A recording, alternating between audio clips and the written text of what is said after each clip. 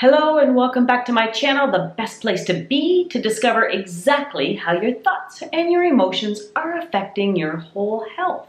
And not just your whole health, but your whole life. What you think affects what you feel, which affects everything you do in life. Now, last week I was talking about having a crappy day. Well, I was having a crappy week, and all the ways that you can help yourself get through those crappy times in life and why those crappy times in life actually happen. So go back and watch that one. But today I'm going to talk about the emotional plague reaction, because that's kind of the catalyst that set my crappy week off.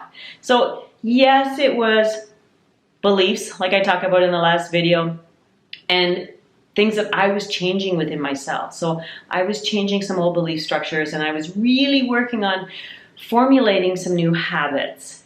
And you know, it's hard to change habits. It's hard to change an old belief that has created a habitual pattern in your life for a really long time. I'm over 50, so that's a really long time to be trudging along in that same old tread and then decide that, oh, I don't want to be in this track anymore. I want to be up over here. And to stay up over there is really hard. And it's interesting how when you've made a commitment to the universe and you really want to make a change, but you're trying to focus on it as much as possible, life is going to constantly test you on that resolve. So you're going to be going along and you're being like, yep, I'm up over here and I'm going to stay in this pattern over here and I'm going to really change my ways. And then something in life will just whoop, knock you back off and, oh, now I'm down in this tread again. I don't want to be down here anymore.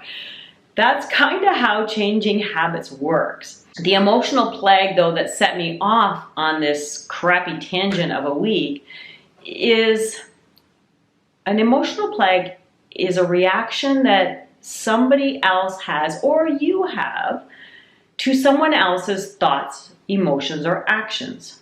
So let's talk about this a little bit, because the emotional plague reaction happens to everyone. It's the way we as human beings dump our shit on each other.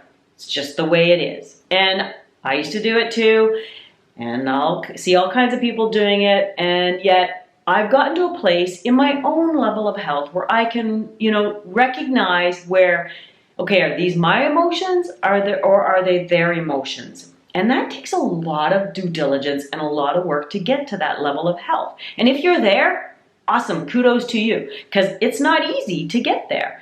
But if you're not, and if you have events happen in your life where someone basically dumps their bullshit on you, from a thought or a word or something you did that you thought did not warrant that kind of a reaction, that's an emotional plague.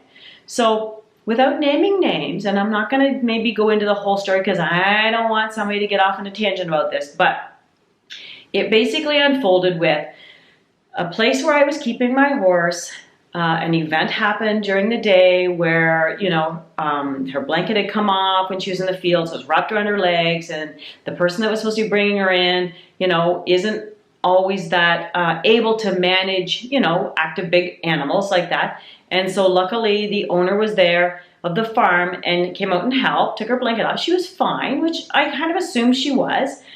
But what happened is, I didn't get a call, and so I got a call from a buddy who also has a horse there, who just happened to be there and put a blanket back on her and yada yada, told me all what happened. So then I thought, well, why didn't the owner of the barn contact me and just let me know this happened? We didn't know what to do, but this person was there, they put a blanket on for you, it's all good. I just wanted a simple call, but I didn't even get that. And I thought, I was a little concerned that an event happened where, yes, she was fine, but still a decision was needed to be made, and I wasn't contacted.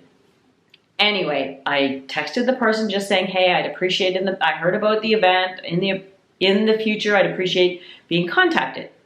That was kind of all I was expecting. I wasn't poo-pooing this person, but what's interesting about emotional plague reactions is people who generally react, or when you react because a simple comment like that, which was not intended to say, hey, you're doing a crap-ass shitty job of looking after my frickin' horse. I didn't say that, and I wasn't actually even thinking that. yes, I was concerned that I wasn't contacted. That was the context of it for me. I just wanted to be contacted in the future.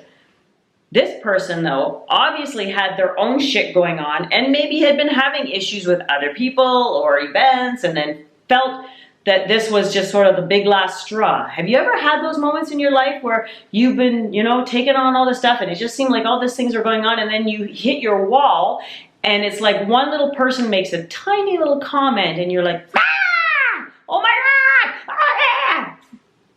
I've been there. Absolutely. I've done that because I've had all this emotional baggage stirring up and blah, blah, blah, bubbling and carrying on. And then all it takes is one little blink drop to make it over explode. So when I got a call from a very irate person after my text, I was immediately aware that this person was obviously overloaded with everything else that was going on, and I was simply the brunt of the end of it.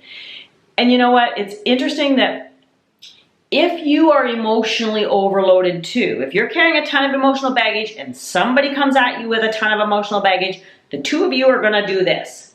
However, if you are fairly clean and clear and this person is having an emotional reaction on you, you're going to go, okay, are you done? Maybe we can discuss this calmly. Okay, maybe not. Okay, goodbye.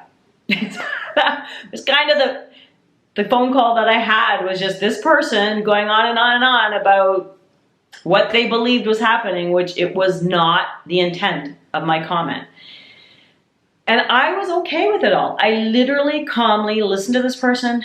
I asked politely to try to explain my side, to calm them down, to explain that what they were reacting to was not actually what I was saying, but to no intent. Oftentimes in an emotional plague reaction, you're gonna get that. And as long as you don't get caught up in it and you can just let them vent, and simply the key with that is to just walk away, right? One of the best solutions to an emotional plague reaction that's happening to you when you're not caught up in it is to just separate yourself from it. And just say, hey, and when you're done going through this emotional purgatory, whatever you're going through, maybe we can discuss this calmly. But if not, okay, this is your stuff. So that's the key with an emotional plague, learning to separate out what is yours and what is theirs. And that's really an important step in all health and wellness, is to be able to recognize what is my stuff and what is theirs. So if I don't get caught up emotionally to all this, then it's a good indicator that, well, I don't have any of that inside. But when somebody comes at you and then you attack back, well, then you might want to take some time after the event to go, oh, geez, I really reacted there, didn't I? What did I react to? So if you can start recognizing when you have emotional reactions and you can stop and pay attention to the emotions and the thoughts that came up during that time and feel that, oh yeah, I do get triggered by that, then that's your stuff to work on. And so work on it. And so my solution to that is IOMA remedies are the fastest, easiest way to shift states of mind. But you have to be consciously aware. You have to, number one, want to make the step to change. So if you're struggling with emotional plague reactions or people are constantly coming at you, which is triggering your stuff, then please take some time to recognize what is yours and get rid of it. Just work on it. Work on higher, better self expression so that you cannot be caught up in this at another time.